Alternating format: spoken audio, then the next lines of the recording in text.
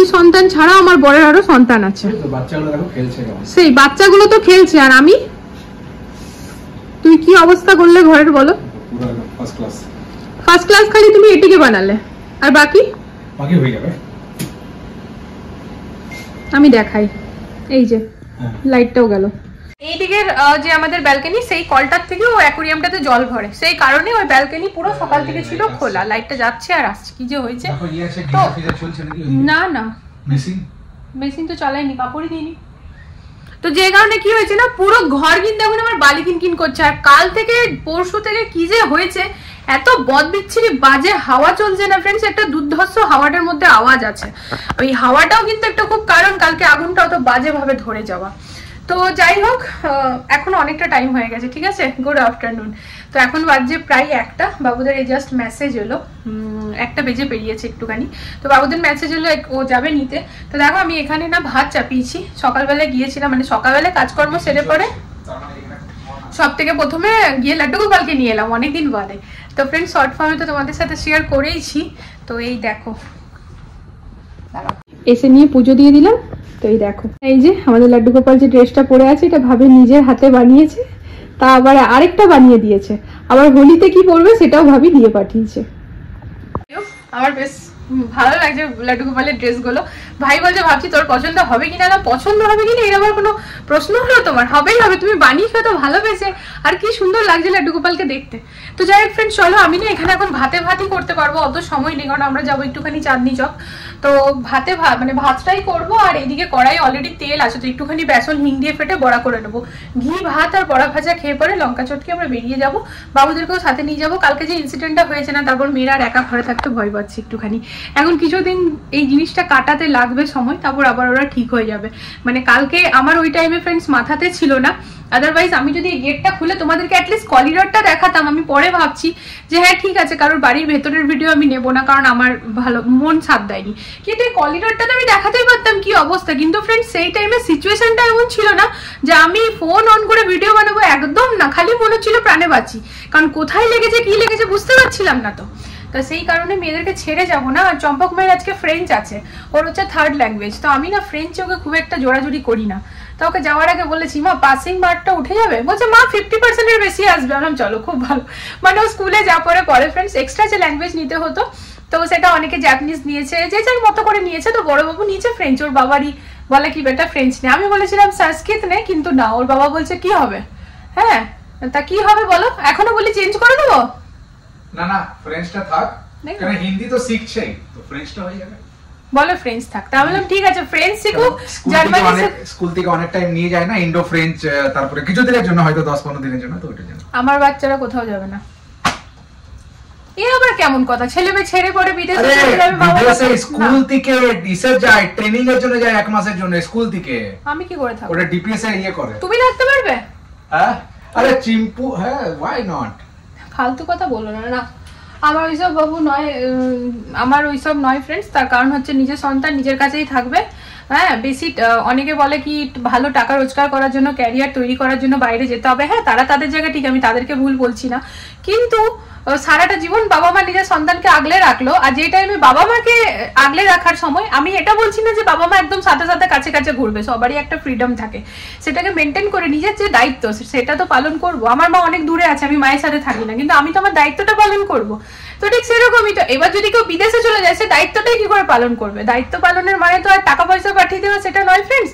আমি সেই বেসিসে কথা বলছি না। দায়িত্ব মানে হচ্ছে বাবা মা শরীর খারাপ বলে যেন সাথে থাকি, পাশে থাকি, বা কি দরকার না দরকার সেটা যেন বুঝতে পারি, শরীরে যেন তার কাছে বছরে অ্যাটলিস্ট একবার হলেও খানিক দিনের জন্য গিয়ে থাকি, অনেক কিছু ব্যাপার স্যাপার, সে যেন আমার সাথে মন ভরে একটুখানি কথা বলতে পারে, নিজের মনের কথা বলতে পারে, আমি যেন বলতে পারি, এই জিনিসগুলো। তো বিদেশে চলে যাবে, বিদেশে তো কথা বলার জন্য ওই দিন রাত্রি সবই আলাদা আলাদা। পাশে মানে ভাবিকে দেখি না, তাদের মানে ওই যখন আর কি ফোন হয় তখন আমাদের যদি সকাল দুপুর হচ্ছে, তাদের ওখানে রাত্রিবেলা। তো যাই হোক, যার যার নিজের নিজের থিঙ্কিং, আমি সেসব কথা বলছি না। আমি আমার বাবু আমাদের কাছেই থাকবে। দিল্লিতেও ক্যারিয়ার তৈরি করার প্রচুর প্রচুর স্কোপ আছে, হ্যাঁ টাকা ইনকাম করার প্রচুর প্রচুর আছে। বাবা মাকে ছেড়ে গিয়ে করতে হবে এরকম কোনো ব্যাপার আমি মানি না আর জানিও না।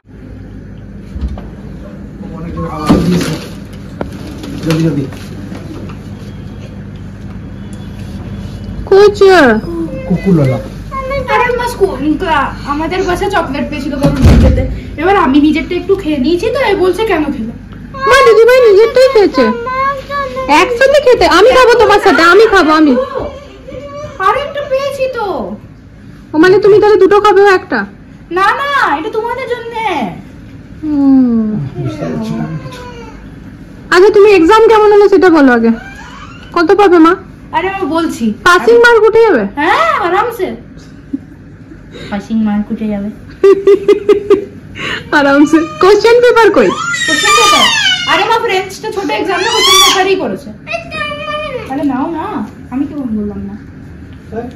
আর তোমার চুলটা দেখো, মাম্মাম কত মেহনত করে বেঁধেছে, একটু দেখি তো। দেখো এখানে একটা ঝুটি, আর ঠান্ডা, সরি সরি আমার হাতটা ঠান্ডা।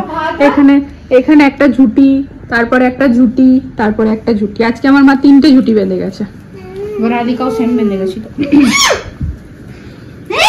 থেকে যাবে ড্যাড মাম্মাম চাঁদনি চক যদি যায় তো এখানে থেকে যাবে, মেট্রোতে যেতে হবে। সিম্বুয়ান হাতাপাই হতে পারে। কি হতে পারে? হাতাপাই কোথায় আমি কি জানি।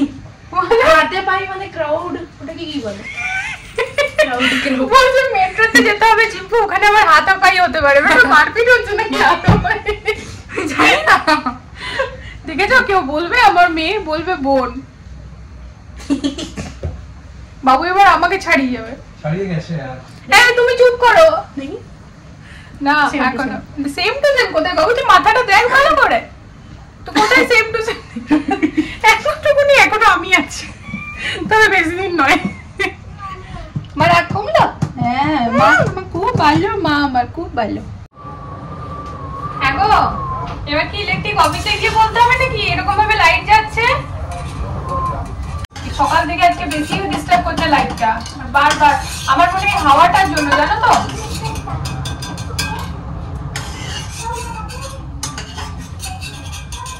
এখানে আমার ফার্স্ট রাউন্ড কারাকদার পকোড়া ফ্রেন্ডস নেমে গিয়েছে।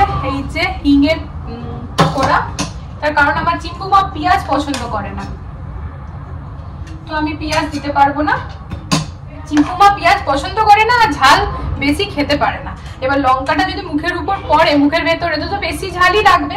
সেই কারণে পেঁয়াজ আর ওর নাম কি, লঙ্কা কোনোটাই না দিয়ে হিং দিয়ে করলাম। এটাও কিন্তু খেতে বেশ লাগে, নুন হলুদ আর হিং, ব্যাস। এটা পুরোপুরি হিঙেরই ফ্লেভার থাকবে। আর এদিকে ভাতও হয়ে গেছে, ব্যাস বড়াটা হলে ঝটপট সবাই মিলে খেয়ে নিই। চিম্পুর বাবা,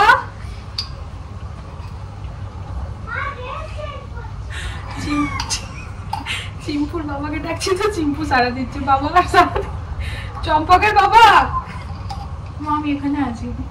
এত তোমার বাবাকে ডাকো, তোমার বাবা না বলো বাবা, মা ডাকছে।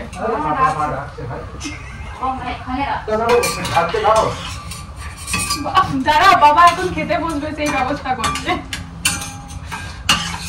কিন্তু ভাতের মার ঝরায়নি, কিন্তু খুব যে মারমার রেখেছি সেটাও নয়। তো দেখো গরম আছে বলে এখানে 4টে থালায় বেড়ে নিয়েছি। উপর থেকে আমার বানানো ঘি দিয়ে দিয়েছি ভাতের মধ্যে, নেব নুন, আর তার সাথে এখানে গরম গরম বড়া হচ্ছে। তো ফার্স্ট ক্লাস খাবার, জানো তো। আগে এরকম খাবার খেয়ে পরীক্ষা দিতে যেতাম। গরম গরম, শুধু ডালটা করিনি আমি এখানে, কারণ এখানে আমি মারটা ঝরাইনি তাই। না তো ঘি, গরম গরম ডাল আর ভাত আর বড়া ভাজা, এই খেয়ে পরীক্ষা দিতে যেতাম। আমি আর আমার দাদা, আমার এখনো মনে আছে, জেঠি খেতে দিত, আমি আর আমার দাদা দুজন মিলে খেতাম।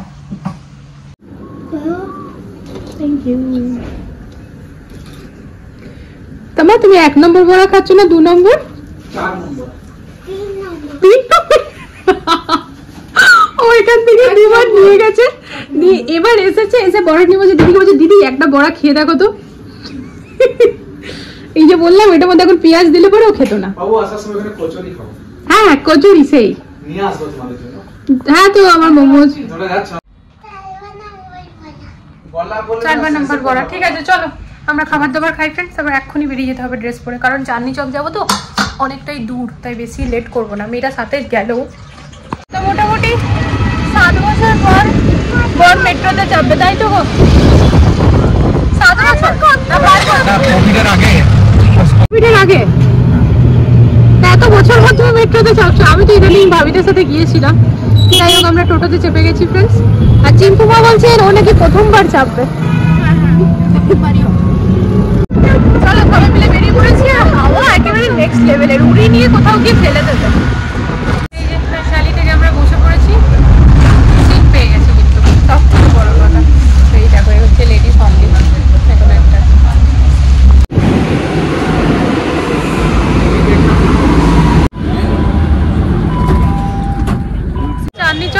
মেট্রো স্টেশনে নেমে ফ্রেন্ডস এত ভিড়, মেয়েদের আর হাত ছাড়িনি, থাক ভিডিও নয় পরে হবে। তা আমরা এসে গেছি ভাগীরথ প্যালেস, তো এখনো অব্দি পৌঁছাইনি, ওখানেই যাচ্ছি ভাগীরথ প্যালেস। আমাদের এই যে শীশগঞ্জ গুরুদ্বারা, আমিও তোমাদের সাথে ব্লগে শেয়ার করেছিলাম যখন এসেছিলাম। তো দেখো এটা শীশগঞ্জ গুরুদ্বারা। হ্যাঁ, যাবো ভেতরে কখনো। মার্কেটটার নামই হচ্ছে ভাগীরথ প্যালেস, তাই তো? তাই ভাবছিলাম কোনো পার্টিকুলার দোকানের নাম, তো যাই হোক এটা পুরো লাইটেরই মার্কেট। হ্যাঁ, ঝাড়বাতি দেখো কত সুন্দর। তো দিওয়ালির টাইমে বর এসেছিল, তো তখন থেকেও বলছিল চলো চলো যাই। আর এটা পুরো কত ভ্যারাইটি। হ্যাঁ,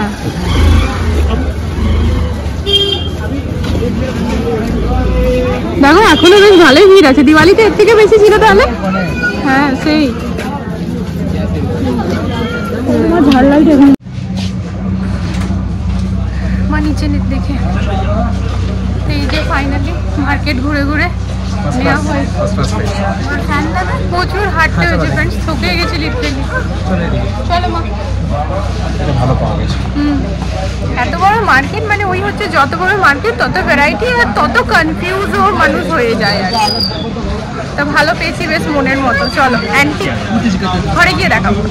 আর পরন পদ্ধতি দেখে তোমরা বুঝতে পারছো ফ্রেন্ডস কি লেভেলের ঠান্ডাটা পড়েছে। চলে যাওয়া ঠান্ডা আবার ফিরে এসেছে। হাওয়া বাপরে বাপ, নিচে দাঁড়ানো যাচ্ছে না। তো যাই হোক অনেকক্ষণ বাদে ক্যামেরার সামনে এলাম, অনেকক্ষণ মানে অনেকক্ষণ।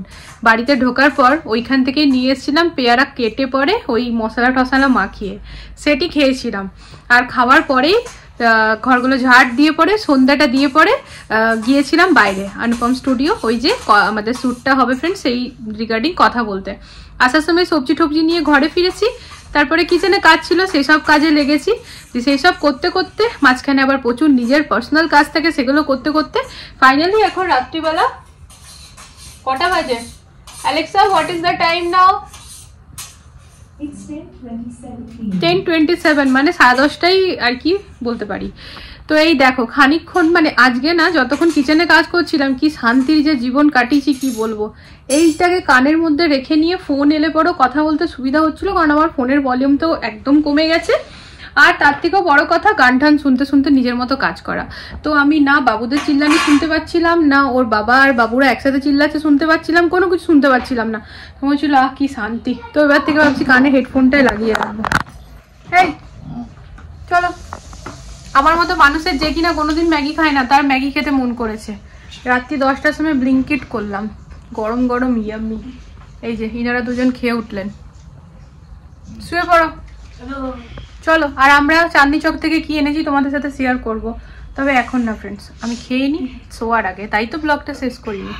এই চলো। খাবার খেয়ে যে এত শান্তি পাওয়া যায় ফ্রেন্ডস, এই কুলগুলো না খেলে আমি বুঝতেই পারতাম না। এগুলো হচ্ছে নারকেল কুল, কি বড় বড়, এত মিষ্টি না যে কি বলবো, অসাধারণ খেতে। তো 1 কেজি নিয়ে এসেছি, চাঁদনি চকের ওখানেই বিক্রি হচ্ছিল। পেয়ারাটা তো কেটে নিয়ে এসেছিলাম তখনই খেয়েছি। আর দেখো কুলগুলো 1 কেজি 100 টাকা কেজি। তা এখন মনে হচ্ছে যেন 2 কেজি আনলেই ভালো হতো। তো এখানে বার করে রাখলাম। খাবারের একটা আলাদা রকম টেস্ট ছিল ফ্রেন্ডস। এই যে রুটি আলু ভাজা, এইটাই যে আগে খেতাম না যখন ছোট ছিলাম, আলাদা মানে যেন অমৃত খাচ্ছি, তৃপ্তি। ঘি ভাত তরকারি ভাতই খেতাম, কিন্তু এত টেস্টি লাগতো যে কি বলবো। মানে এখনকার মতো ওই ছোলে বাটুরে ওইসব বাইরের খাবার তো থাকতো না তখন। হ্যাঁ, ওই চাউমিন আর এগরোল মোগলাই এর মধ্যেই থাকতাম, বাকি তো সব ঘরেরই বানানো, মাই রান্না করতো। সব খাবারই কি টেস্টি থাকতো। মনে বললো এই যে এটিকে দেখায় আমুল স্প্রে, তোমরা হয়তো অনেকে এটি খাওয়া পছন্দ করবে। আমি তো ছোটবেলায় এটা লিটারালি চুরি করে খেতাম, মানে এরকম বেশি খেলে মা বকতো, মাসি বকতো, সবাই বকতো। আমি তখন মা বাড়িও যেতাম, আমি এটা চুরি করে খেতাম। মামা যখন কাজে যেত আমাকে প্রতিদিন হাতে 1 টাকা দিয়ে যেত, আমি মাঝে মাঝে ওই 1 টাকা দিয়ে আমুল দুধ কিনে খেতাম জানো। আর তারপর বাড়িতে এসে একবার আমার ছোট মাসি আমাকে খুব বকেছিল, আমার এখনো মনে আছে। তা বকেছিল বলে আমি আবার সেই স্নান করে এসে মাথা নিচু করে ওই যে কাঁদছি, তো কেঁদেই যাচ্ছি। তারপর আমার রাজু মামা এসে পরে আমাকে কোলে নিয়ে পরে বহুতক্ষণ কোলে কোলে ঘুরেছিল। তারপর আমাদের ওই মামা বাড়িতে এখনো হয় হরিবল হয়, বড় করে কীর্তন হয় 3-4 দিনে। তো সেই তখন কীর্তন চলছিল, দি মামা আবার নিয়ে গিয়ে আমাকে বড় কোল্ড ড্রিঙ্কের বোতল কিনে দিল। তখন ওই কাচের বোতল পাওয়া যেত, কিন্তু ওই কাচের ছোট বোতল কিনে দেয়নি মামা, একদম আমাকে 2 লিটার 2 লিটারের বড় কিনে দিয়েছিল, তাতে আমি খুশি হয়েছিলাম। তারপর আমি ভুলেছিলাম। তো সবই ওই ঘটনা কিন্তু আমুল দুধের জন্য। তো মাসি বলে যে তুই 1 টাকা দিয়ে কিনে কেন খেলি, ঘরেই তো আমুল দুধ আছে, তুই বলতে পারতিস। তা দিদা যতবার বার করতে যেত ওই আমুল দুধ, ততবার কিন্তু আমাকে চামচে করে দিত, তাও আমার মন ভরতো না। আর আমাদের বাড়িতে তো মানে নিজের বাড়ির কথা বলছি, আমুল দুধ তো আমি খেতামই, মা প্রচন্ড বকতো তাও। তা এই আমুল দুধ দেখো এখন কোটোই কোটোই পড়ে আছে। এখন দেখো, এখন না আমাকে কেউ বকবে, না আমাকে চুরি করতে হবে, আমি তো বড় হয়ে গেছি, আমি নিজেই কিনে নিয়ে আসতে পারি কোটো। যদিও এটা খেলে কিন্তু ভীষণ মানে গ্যাস ফর্ম করে, পেটটা খুব ভার ভার লাগে, আর কিছু খাওয়া যায় না। কিন্তু জানো তো ফ্রেন্ডস, এটার টেস্ট আর আগের মতো নেই, একদম নেই। আগে 1 চামচ খেয়ে মনে তো অনেক খাই, মুখে রেখে অনেকক্ষণ ধরে মানে ওই টেস্টটা নিতে ভালো লাগতো, এখন ভালোই লাগে না। কিছুদিন আগে বাটিতে করে 2-3 চামচ নিয়ে খেয়েছিলাম, ভালো লাগছিল না। তো যাই হোক, ব্লগটা বড় হয়ে যাচ্ছে আমি বুঝতে পারছি, বেশি কথা বলবো না। দেখো এগুলো রেখে নিচ্ছি, আমি যাই ঝট করে ব্রাশটা করে আসি। তারপর যেটা কিনতে গেছিলাম চাঁদনি চক, সেটা দেখিয়ে পরে ব্লগটা ওখানেই এন্ড। তো চলো তাহলে, সবাই ভালো থেকো, সুস্থ থেকো, দেখা হচ্ছে নতুন একটা ভিডিওর সাথে আবারও খুব জলদি। আজকের ভিডিওতে যদি কিছু ভালো লেগে থাকে প্লিজ চ্যানেলটিকে সাপোর্ট করো ফ্রেন্ডস। তো দেখো আমি আজকে সোয়েটার পরে ব্লগটা এন্ড করলাম না, এন্ড করিনি, এন্ডে তোমাদের সাথে লাইটটা শেয়ার করছি, ঠিক আছে? লাইটটা দেখে নিয়ে টাটা।